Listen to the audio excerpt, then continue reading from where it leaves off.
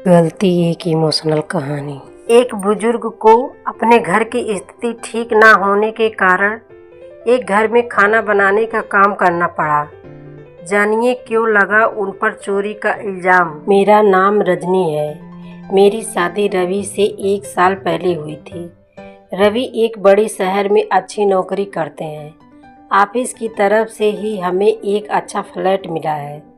मेरे पति ऐसे बहुत अच्छे हैं, लेकिन अगर मुझसे कोई पूछे तो मैं अपने पति की एक आदत को बदलना चाहूँगी।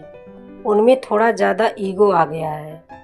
अपने से छोटे से कभी भी वो अच्छे से बात नहीं करते। मुझे यह बात अच्छी नहीं लगती, लेकिन मैंने उन्हें कभी इस बारे में टोका नहीं। हमारे घर में पहले एक नौकरानी आती थी, लेकिन उनके इसी स्वभाव के कारण कोई टिकता नहीं था।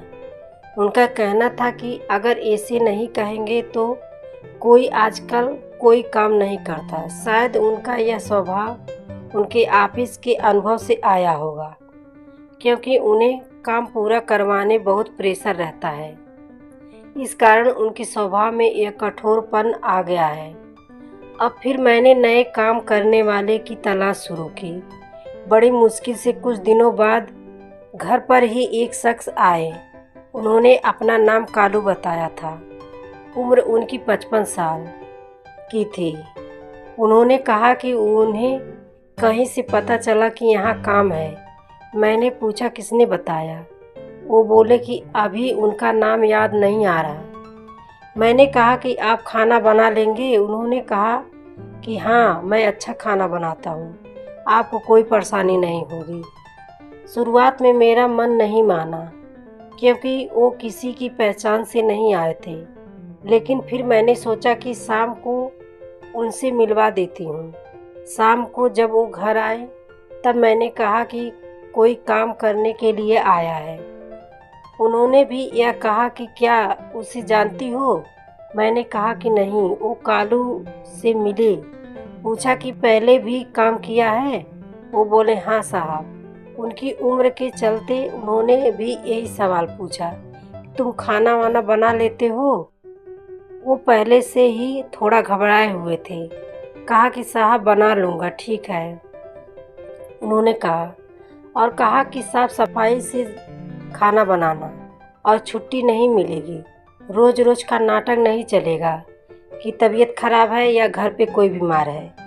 यह सब बातों का ध्यान रखना। अभी खाना बनाकर दिखाओ, पसंद आया तो कल से तुम्हारी नौकरी पक्की होगी। इतना सब मेरे पति से सुनने के बाद मैंने सोचा कि वो कुछ बोलेंगे, लेकिन उन्होंने सिर्फ इतना ही कहा कि हाँ साहब। मुझे उन्होंने उस पर ध्यान रखने को कहा। वो खाना बना रहे थे, काम अच्छे कर रहे थे। लग रहा था कि उन्हें पहले भी इसका अनुभव था। खाना बनाकर तैयार हो गया। उन्होंने खाना टेबल पर लगाया। मेरे पति ने और मैंने दोनों ने खाना खाया। मुझे खाना अच्छा लगा और मेरे पति के चेहरे से भी मुझे लगा था कि उन्हें भी खाना बहुत पसंद है, लेकिन उनकी आदत के अनुसार उन्हें कुछ नहीं कहा। उन्होंने कहा कि खाना ठीक है, कल से आना, लेकिन ध्यान रहे खाना इससे खराब ना बने। इससे अच्छा बना सको तो अच्छा। इतना सुनकर उनके चेहरे पर एक खुशी दिखाई दी। अगली सुबह से वो घर आने लगे। ज़्यादा बातें वो करते नहीं थे, कम बोलते थे, सिर्फ अपना काम करते थे। मेरे पति ने मुझे समझाया था कि नज़र रखना और अपना ध्यान रखना। उन्हें देखने से तो ऐसा नहीं लग रहा था, लेकिन उन्होंने कहा कि देखने से पता नहीं चलता। तुम कुछ दिन तक इसकी जानकारी भी निकलवा लेना, कहा है। मुझे भी उसकी बात सही लगी, क्योंकि वो ऐसे अचानक मेरे घर पर आ गए थे और कहा था कि किसी से पता चला है। उनकी उम्र देखकर मैंने उन्हें रख लिया था।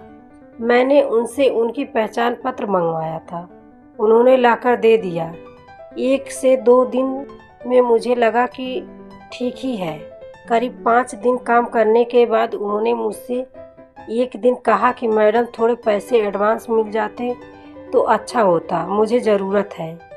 मैंने उनकी बात सुनी और उस समय के मैंने भी अपने पति की तरह सोचा और उन्हें कहा कि नहीं, अभी नहीं मिलेंगे।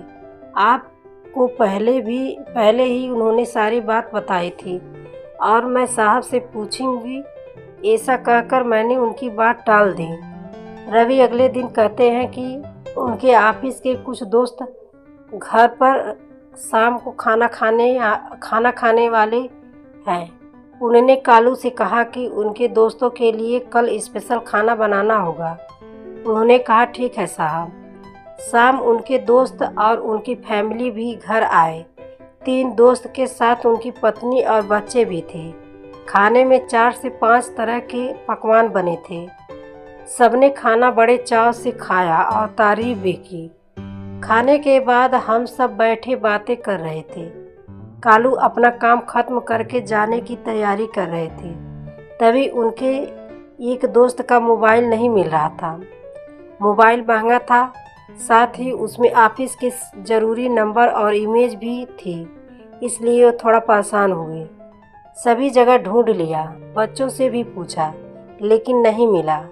फ़ोन लगाने पर फ़ोन भी नहीं लग रहा था। हम सब मिलकर मोबाइल ही ढूंढ रहे थे कि कालू किचन से आए और कहा कि मैडम मैं चलता हूँ। आज उनके हाथ में एक छोटा सा बैग था। उनके इतना कहने पर मेरे पति ने कहा कि रुको, मोबाइल तो तुमने चुराया है, वापस दो। उन्होंने जब यह सुना तो कहा कि साहब आप क्या बोल रहे हो, चोरी यह तो मैं सपने में भी नहीं सोच सकता। मेरे पति ने कहा ठीक है, फिर तलाशी दो और चले जाना। यह सुनकर उन्होंने कहा कि नहीं, मैंने जब चोरी नहीं की तो तलाशी क्यों दूं। मेरे पति बोले कि जब चोरी नहीं की तो तलाशी से क्यों डर रहे हो। इतना कहकर वो उनके पास गए और उनके साथ हाथ में जो बैग था उसे लेने लगे।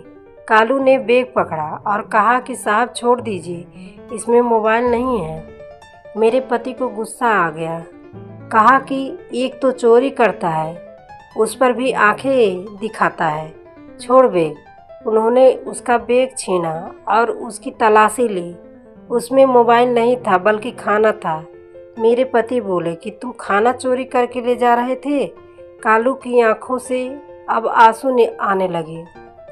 वो बोले कि मैंने चोरी नहीं की मैडम। मैडम ने कहा था मैं खाना खाकर जाऊं, तो यह मेरे हिस्से का खाना है, मेरे पोते के लिए। उसने बहुत दिन हो गए अच्छा खाना नहीं खाया साहब। मेरा बेटा होता तो शायद मुझे आज यह दिन ना देखना पड़ता। मेरा बेटा 4 साल पहले चला गया।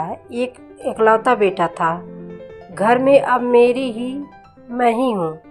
उसकी बीमार माँ, मेरी बहू और पोते के लिए बड़ी मुश्किल से घर संभाल रहा हूँ। खाने के लिए अच्छा बना तो मैंने सोचा मेरे पोते को खिला दूंगा और उसके चेहरे पर जो खुशी आएगी वो मैं देखना चाहता था। मैंने मैडम से एडवांस मांगा था घर के लिए। इतना बोलकर वो बिना खाना लिए ही रोते चले गए। वो इतना कुछ झेल रहे थे, हमें इसका पता नहीं था। घर और आजकल की दुनिया ऐसी ही हो गई है। कुछ बुरा होने पर का हमें इतना डर है कि हमें अच्छाई दिखाई नहीं देती। इसमें हमारा भी कसूर नहीं है। उनके जाने के बाद मोबाइल का भी पता चल गया। उन्हीं का बच्चा बोला कि उससे मोबाइल नीचे गिर गया था और बंद हो गया। पापा डांटेंगे, इसलिए उसने मोबाइल सोफे के नीचे रख दिया। उसके पिता को इस सब के लिए शर्मिंदा होना पड़ा। पहली बार रवि की आंखों में पछतावा देखा था। रात रवि ठीक से सोए नहीं। हालांकि उन्होंने मुझसे कुछ कहा नहीं, लेकिन मुझे पता था कि उन्हें बुरा लग रहा था। सुबह मुझे पता था कि वो फिर नहीं आएंगे, इसलिए मैं जल्दी उठी और घर का काम खुद करने लगी। थोड़ी देर बाद जब दरवाजे की बेल बजी और मैंने खोला तो सामने वही थे। चुपचाप वो अंदर आकर अपना काम करने लगे। मैंने बोला, मैंने सोचा कि शायद आप नहीं आओगे। वो बोले, मैंने भी सोचा था, लेकिन मैडम घर पर खाना नहीं हो तो आना ही पड़ता है। रवि ने उन्हें देखा तो जैसे उनको कुछ शांति मिली। उन्होंने 10,000 रुपये उन्हें दिए और कहा कि कल रात के लिए उन्हें माफ़ कर दें। पैसे लेने से उन्होंने मना किया तो वो बोले कि ये एडवांस है, रख लीजिए। बस इतना ही चाहिए था। कालू को थोड़ा सा कोई प्यार से बोल दे और थोड़े से पैसे, अच्छा लगा। मुझे भी मेरे पति का यह बदला रूप देखकर कठोर वो ऊपर से वो भी उन्हें बनना पड़ता है।